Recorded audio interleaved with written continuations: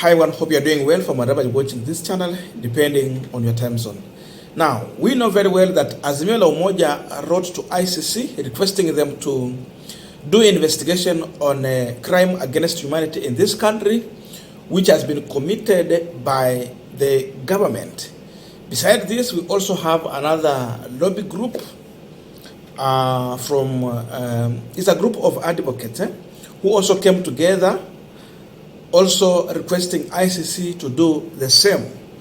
And all the claim has been that the government is using excess force on peaceable demonstrators in this country. With all this, we know how Azimio has managed to expose this government on how they have treated demonstrators to an extent of killing, some left with the bullet wounds, and some have been clubbed so badly by police officers who are getting orders from above.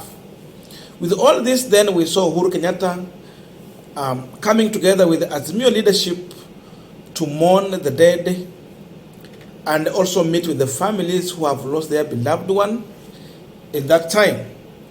And this has caused another debate in this country. With all this, now we are seeing the panicked Kenya Kwanza through William Ruto's ICC lawyer, Andrew Kamodho, also now writing to ICC, requesting them to come and investigate Uhuru Kenyatta and Raila Odinga for causing anarchy through illegal protest, according to them, that the protest was illegal.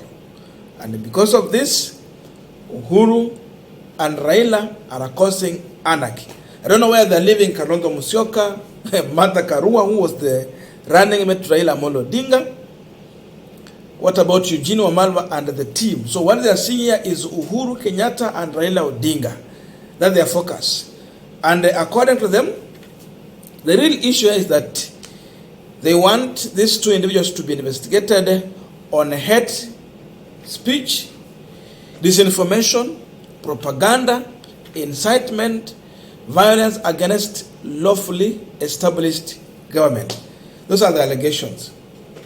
And we want to go through it, then we get to understand really what pushed them to this extent for a government that has all instruments of power writing to ICC on matters they can sort here. If they have anyone they think of, they can arrest, because now they have the police.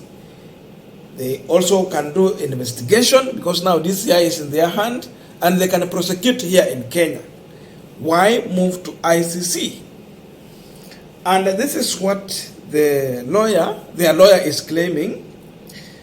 I quote some of the, this is what their letter is saying. We are instructed to respectfully draw your attention to grave humanitarian atrocity and war crime perpetrated against our client that fall at the heart of your mandate as delineated by the Rome Statute of the International Criminal Court, which inter-ally conference upon the ICC and fitted jurisdiction in relation to crime of international concern in complementary to national criminal jurisdiction. Our clients are compellingly persuaded that a time has come for the Office of Prosecutor to take a decisive step in a consonance with the Article 15 of the Rome Statute to redress acute humanitarian transgression and war crime being perpetrated with impunity by Honorable Raila Odinga and former Prime Minister. Upon conclusion of the transition, Kenya enjoyed a remarkable period of boisterous peace and tranquility. However, in subsequent days, our client vowed that Honorable Raila Amolo Odinga of the Azimio Coalition, in partnership with the Honorable Uhuru Kenyatta, the chair of the said coalition, commenced a scanty campaign of hate, disinformation, propaganda, incitement, and violence against the lawful established government of Republic of Kenya. Outstanding to our client is the callous manner in which Odinga and Kenyatta continue to sponsor a wave of terror and deadly violence, condemned maandamano against innocent citizens and law enforcement agency. That is part of what this letter is reading. Now,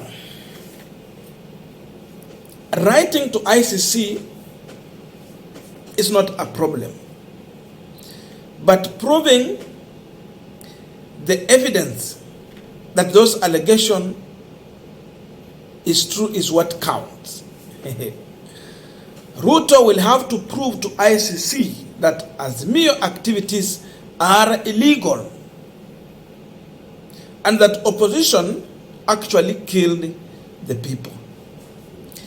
That is the burden he has.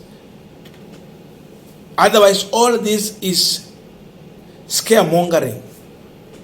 The burden of proof is now on their side, above all.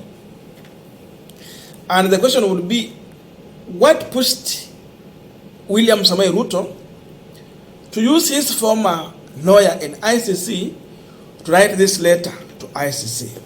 That is the big question of this punchline. Before we continue, just a quick request for those who are watching and you are not subscribed, please consider subscribing. To our returning subscribers, I must say thank you so much, and again to all our viewers, please give this video a thumbs up. Thank you so much, and back to this discussion. Now, the truth is that Ruto has been reported to ICC by Azimio, and we have other lobby groups that have done so. A group of lawyers is also coming together to do the same. Then we have seen the United Nations putting a blame on government over using excess force on demonstrators.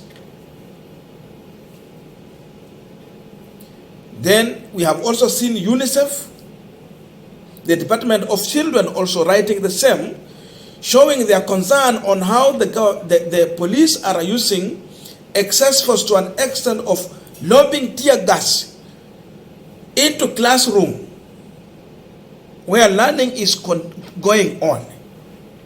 So all the blame has been to the government. Then Azimio has gone a further step to expose this government by sharing out some of the videos how peacefully and armed demonstrators have been clubbed by police officers. Watu wamepigwa kama nyoka. Kana na kupigwa na rungu, wamepigwa marisasi, wakauawa wengine. Wengine, you know, the kind of atrocity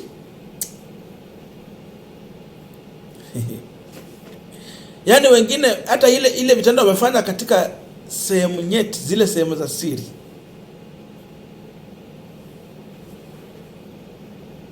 It's very sad story.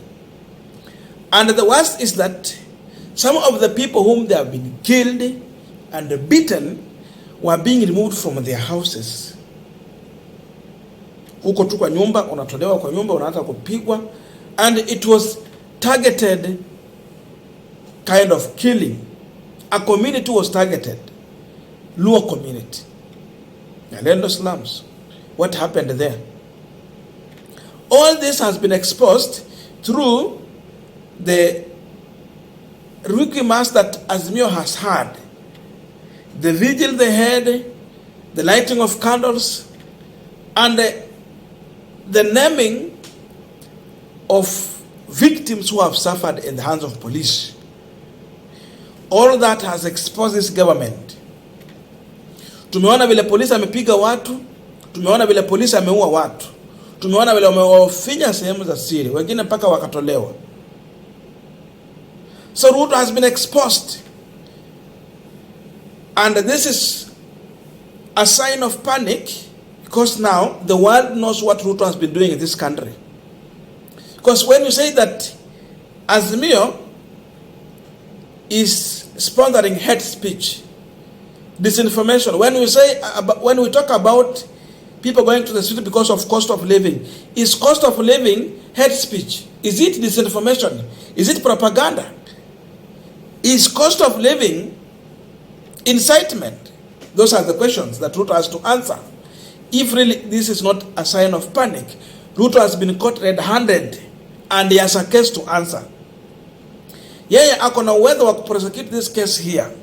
Azimio is doing so because they know that these individuals are focused to frustrate any case in this country. Simeona hii ya finance bill. Koti ilisimamisha, High Court imeenda kule, is it High Court or Court of Appeal? They have allowed the finance bill to be operationalized as the case continue. Why and how? Because it is being proved that there is no independence even in our judiciary. Martha Koome is not independent. Kenyans went to the street to demonstrate about finance bill. Then, is demonstration illegal in our constitution? Even the United Nations, when they were writing, they were saying that this government has to respect the Kenyan constitution.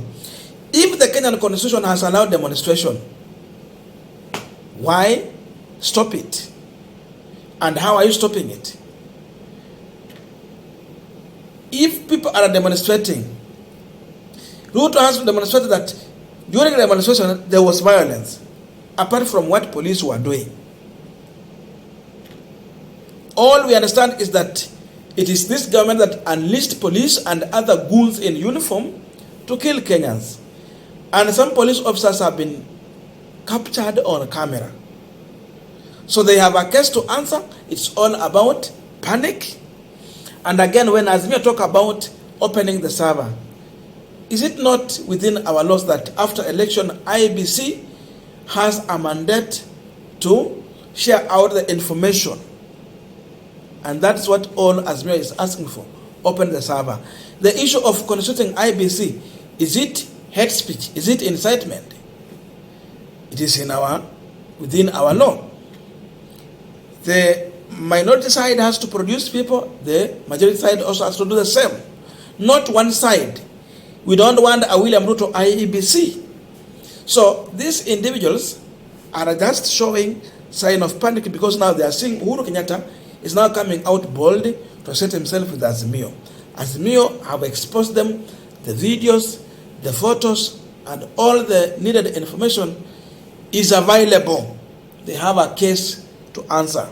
This is a sign of panic, William Ruto. Nothing else.